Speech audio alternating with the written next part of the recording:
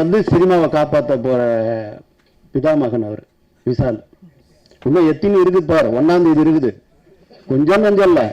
இந்த சினிமாவில் கேலி குத்தாய்க்கிறியா சொன்னார் பாரு. போன வருஷம் மார்ச் மாதம் 5ஆம் தேதி வந்து அடிக்கல் நாட்டிட்டு பொய்யா எவ்வளோ பெரிய பெரிய நடிகர்லாம் கூப்பிட்டு ஏமாத்துற. உனக்கு இது தேவையா? அப்படி இன்னும் உனக்கு அப்படி பதவி நாக்காளி வெறி.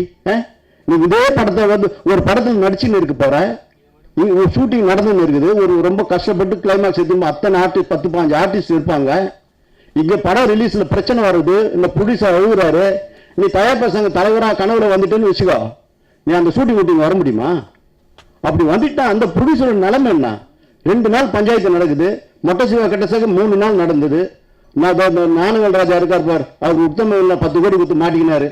அப்பப்போ அவர் மாட்டிப்பாரு, அவரை எஸ்கேப் பண்ணி விடுறது நாங்க வந்து அவர் சமாதான தீர்வு பண்ணா எங்களுக்கு கட்ட பஞ்சாயத்துன்னு பேரு. என்ன இது அநியாயம்? இந்த சினிமாவை அழிக்கிற ஒரு அழிவு சக்தி நீ, உனக்கு ஒரு குடும்பம் சப்போர்ட் பண்ணது வராதான் கொடுமை. ரொம்ப ரொம்ப கஷ்டமா இருக்குது. நீ எல்லாரையும் கேலி கூத்தா நினைச்சுன்னு இருக்கிற தம்பி விஷால்.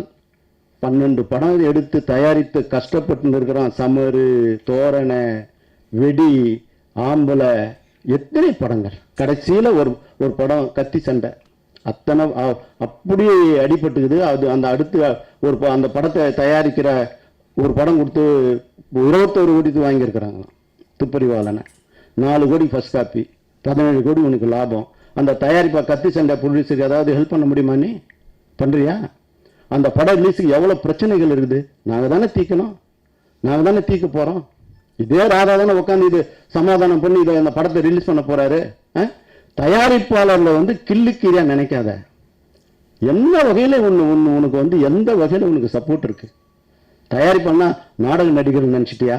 ரமேஷ் நாயுடுன்ற ஒரு தெலுங்கு பட தயாரிப்பாளர் இவரை வச்சு சமர்னு ஒரு படம் எடுத்து கஷ்டப்பட்டு இருக்கிறாரு, ஆதங்கத்தை கொட்டி தீர்த்தார்.